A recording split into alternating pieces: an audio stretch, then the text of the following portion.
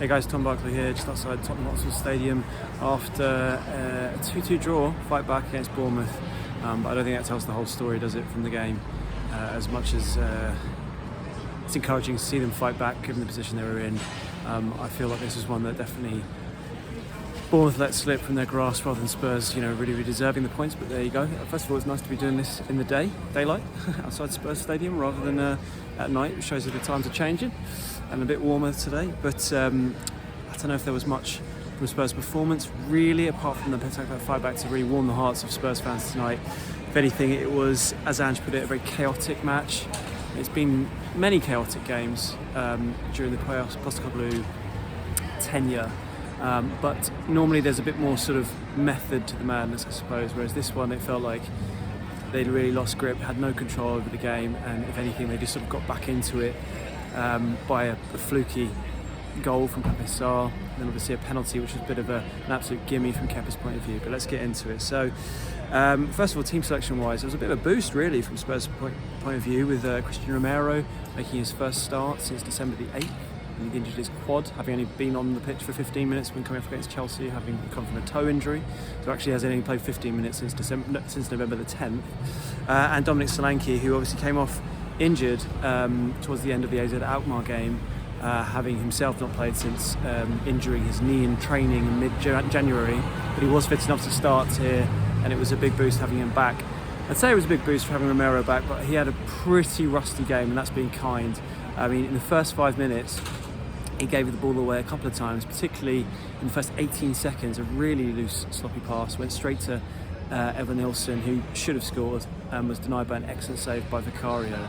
And that particular loose pass from Romero sort of summed up, as I said, a really rusty performance. I mean, about a minute later, he had this absolutely thundering header from a corner that came in, sort of defending the near post. And his header was so massive that it almost reached the halfway line. It was one of the sort of most powerful headers I've seen for a long time. But I think with Romero, watching him, obviously we've missed him for all this time. He used to get to the point where you start wondering if he's ever going to come back. And I think he's a fantastic player, but for my liking at times, he almost catches the eye too much. He's so dramatic in some of the things he does, so last ditch. Some of it's fantastic, but from my sense backs, ideally, I don't want to be sort of hearing about them as much as you do with Romero, but he's still an excellent player and a World Cup winner, so perhaps that's just my personal sort of preference. Maybe you think differently on that, let me know. But a difficult first game for him coming back. He actually lasted about an hour. Ange said afterwards the plan had been 45 minutes, but he lasted an hour before Mickey van der Ven came on at that point. It was quite interesting with van der Ven watching him be prepared to come on. And he was having his hamstrings, it's obviously been the problem of why he's been injured for so long this season, having a real sort of lengthy rub down from the physio before he came onto the pitch. So they're clearly doing everything they can to make sure that he stays fit, as Ange has sort of reiterated throughout this time when the spells on the sidelines have gone on and on and on. It's all been about when they come back, making sure they stay back and stay fit. So fingers crossed from that perspective, they can do that. That was pretty much, apart from the fight back itself, coming back from a losing position to draw in the game, the only real positive I'd say from today's performance. I mean, Bergvall wasn't bad off the bench, I would say. It hit the post late on, but really this was a game that Bournemouth sort of chucked away from a really good position. Going into the game, we saw Bissouma start, presumably for his first start in quite a while. Presumably that was with Bentancur's suspension in mind on Thursday for the biggest game of the season against AZ Alkmaar. Bentancur has obviously got a yellow card in the last game, so he can't feature. So you'd expect Bissouma to start, but he only played 45 minutes here. Didn't really sort of impress himself. He gave the ball away quite a lot, but he's still, based on that selection from Postecoglou, that you'd imagine he would be starting that game against AZ. Anyway, from the game itself, it felt like a potentially record 8th Premier League defeat, at least in a 38 game season. 8th league home defeat was on the cards when Bournemouth went into a 2-0 lead. The first goal was absolutely fantastic from Milos Kerkez, terrible from Tottenham's point of view. Porro racing forward, gives the ball away. Kerkez picks the ball up near his own box, drives forward into the Spurs half, acres of space, but he makes the most of it and then sends in this absolutely fantastic delivery to the far post, which just goes over Kevin Danzon's head, and there is Marcus Tavernier ready to hit it first time, half volley, I think it was, in past Vicario. Vicario made a lot of good saves at this point, denying, I think it was Cliver, and as I said, Evan Nilsson, stopping it from Bournemouth taking the lead earlier than they did, but he had no chance with this one. It's a really good finish and nothing less than Bournemouth really deserved. Then, so 1-0 at half time, it happened about 3 minutes before the break, and there were widespread boos at half time, I have to say. Spurs fans, I think, have been pretty supportive of Postecoglou throughout his tenure here. Obviously, it's Daniel Levy, generally gets it in the neck when games aren't going that well, but and I don't feel like there have been a lot of boos at home during, bear in mind some of the performances we've had this season. I think there's been a lot of understanding about the injury crisis. The key thing here is that obviously he's had his players back. Yes, there's an understanding that Bournemouth are a good team. There's still key players missing, like the likes of Kulusevski, and there's an understanding that Romero's only just back from injury. You can't expect sort of fireworks straight away, at least from a performance perspective. But having said that, there is a problem. It felt, I sensed a sort of patience wearing thin today before the comeback. I think maybe Thursday's result against Alkmaar was a key moment. There's obviously still a hope that they can turn it around, but it was such a disappointing performance given how long they'd had off between the two games and having some sort of players returning. To put in that kind of performance in such a key fixture, I feel like a lot of fans have kind of really seen their patience severely tested in the last week, and that's probably where I think at half-time when they're 1-0 down again, which we've seen so many times under Ange, really, the team falling behind at home, it felt like that was an expression of that frustration at half-time. Second half, I mean, it was more of the same, really. Ange made 2 subs at half-time. He brought on Sonny, he brought on Bergvall. But Bournemouth still managed to go into a 2-0 lead. I'm trying to remember the goal now. Oh yeah, it was a fantastic goal, and it came from a Spurs attack just when they were sort of missed the chance to, a sort of half chance to try and get back into the game. Bournemouth, they are brilliant on the counter. That plays right into their game, and Ange talked about this afterwards when he talked about the chaotic nature of the game, that really favours the way Bournemouth want to play, and you can see that. It's kind of similar to how when Newcastle got thrashed by Bournemouth a couple of months ago, 4-1 at home. They really sort of hit Newcastle on the counter, and it's the same here. The goal they scored, again, Kirkes, who looks absolutely fantastic. If he ends up playing for Liverpool in the summer, if he gets a move, I would not be surprised. If anything, that goal that he set up felt very reminiscent of Andy Robertson. If they're looking for a new left back, I can see why he'd be one on their radar. He was excellent today.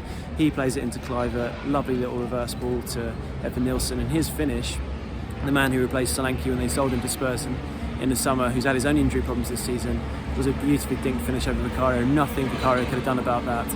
And that was 2-0. And at that point you're thinking, okay, is it going to be worse than this? Presumably it's a defeat, like I said, heading for an 8th record. I think it is a record 8th, or would have been a net record 8th Premier League home defeat of the season. Going into the biggest game of the season against Alkmaar, it's all looking pretty miserable. And then Pape Sarr has a cross, let's be honest, has a cross that he missed it so badly. This is just after Bergvall cracked the post from about 30 yards. Sonny also hit the post second, short after coming on too. But here's a shot that's so bad, cross that is so wildly mishit that it fires in, hits the post and goes in, and suddenly Spurs are back into it. But even at that point, you still thought Bournemouth were going to probably score again. They looked so dangerous on the counter. They didn't, and then out of nowhere, ball gets played forward. Son runs onto it. Kepa, I don't know what he's doing, but he runs out. Should just stay in his goal because Sonny's quite wide of the goal anyway. Comes out, draws the foul. Son, Iriola afterwards in the press conference said Son was very smart, kind of hinting at that he felt like he'd sort of basically not conned his way to a foul, but just lulled Kepa in. And yeah, he probably did lull him in, but that's definitely a penalty by the current modern day sort of standards. I don't think there's any complaints on that front. And Kepa takes him out after a good touch from Son. Son gets up, takes the penalty. Not exactly the most convincing penalty. He kind of scuffs it down the middle. It goes in, and that's the main thing. And it was 2-2, and that was it, really. So they managed to salvage a point. I talked about this before the game, whether this game really meant that much, given how the season's gone, given the defeat against Man City, the gap to 8th, which at best can be the next European spot in the table, being 10 points before this game, or at least in the week. I'm trying to remember. Brighton won actually, didn't they, yesterday? So probably even bigger ahead of this game. So a point, doesn't really mean a whole lot. If anything, the Spurs are really fighting to get back into the top half before the end of the season. What difference does it make apart from a few million really on positions in the table? But what it did matter, and it's interesting to get quite a lot of feedback from supporters after that last video about whether this game mattered or not.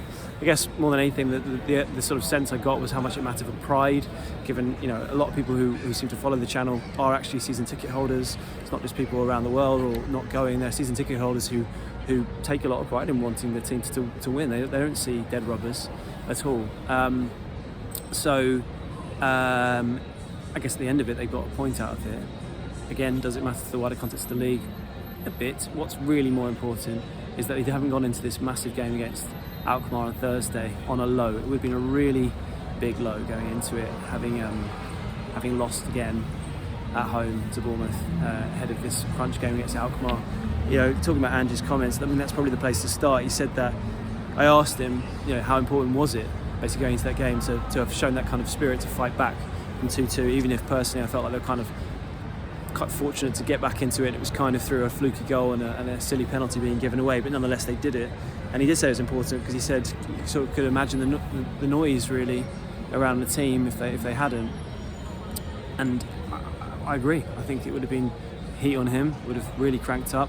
Obviously social media would have been going mad. I mean, it does anyway after every game, and it doesn't go when it's not a 5-0 victory, but particularly at the moment given the way it's been going. And a lot of players would have taken a lot of criticism, and legitimately so. So it was important. That was crucial ahead of what he described as a massive game. Son's already described as the biggest game of their season against Alkmaar. We all know they're 1-0 down from the first leg. An absolutely terrible performance away at Alkmaar. The only upside of that performance was that they only lost 1-0, so it's only a 1-goal deficit. And now they've got to go and do what Liverpool did to them in the League Cup semi-final, when they were 1-0 down going into the home leg and absolutely took Spurs apart in the second leg. I can't imagine Spurs, in the form that they're in, will be able to do the same thing to Alkmaar as Liverpool did to Spurs. But if they can somehow get a win, then we move on to another week. Hopefully players can get more minutes in the legs, get far less rusty than Romero was today, and things can change. But at the moment, it feels like by hook or by crook rather than by design. Or obviously there's an intention there, but good performances are hard to come by, and it's Spurs really just trying to sort of limp through matches at the moment. But hopefully they can get a few wins, they can sort of build something. But obviously it is all down to that game on Thursday. He admitted that it was a chaotic game where it lacked control, careless passing. But he did say that it was important to get Solanke back, Romero back. He admitted that Romero looked effectively a bit rusty, but he's such an important player for them. Interesting on Romero, he actually tweeted after the game about his happiness to be back, but he also made a point about thanking the Argentina physios for getting him back to play, which is interesting. Rather than Spurs, he sort of singled out Argentina. I guess we don't know the background behind that. Maybe they played an absolute key role in getting him fit again. Obviously we know the history with Romero in terms of having a toe injury going to Chelsea, then coming off after 15 minutes with quad problems, kept him out all this time. But that was quite interesting. And finally, sort of urging supporters. He sort of referenced it, saying like, people can always feel the way they want to feel and express themselves how they want to feel, which is a consistent message he's had here. But he did talk about how Alkmaar fans sort of created a really big atmosphere in the home game, and how much they could really do with that for the second leg. And I think that's right with the way Spurs are going under Ange at the moment. They really need to get every kind of advantage possible, because right now they can't really rely on their football. They're just not playing well enough. And Alkmaar has proven for the first leg are a difficult team to beat and will be hard to break down. And we know the way Spurs have played under Ange is just so open again. We saw it today. They are always liable to concede a goal, so it could be in for a really dramatic one, I would say, going into that game. Just finally, I said I was going to do a video on Jed Spence after we spoke to him in the mix zone after the game for quotes that came out on Sunday's papers. Didn't quite get enough time to do it, but just to let you know, some of it was quite interesting going into the Bournemouth game about the support that he in the dressing room have for Postecoglou. I guess what is he going to say when you put it to him, like, how much the players behind the manager? He's always going to say that they are, but he talks about that moment in the first in the reverse game against Bournemouth when they lost 1-0 back in December, when the fans were angry seemingly with Ange for not going over at full time to go over to them to sort of thank them for their support. And then if you remember, Spence, who amazingly back then was an unused sub, sort of ran over almost to try and calm the situation down. And I asked him about that, and he said that, it's basically like, we're a family here, and if you see your family member in trouble, you go and help. And it sort of spoke to a little bit to the sort of the good feeling and the sort of camaraderie that there is in the squad, even if performances aren't going so well at the moment. And the other thing that was really interesting, more from an England perspective rather than Spurs, so some of you might check out on this particular note, but I suppose there's a lot of love for Jed Spence at the moment. There's a lot of goodwill and hope for the fans that he can get into that England squad. But slightly concerningly, he has not heard from anyone from England so far. He said to me that no, he hadn't heard from anyone.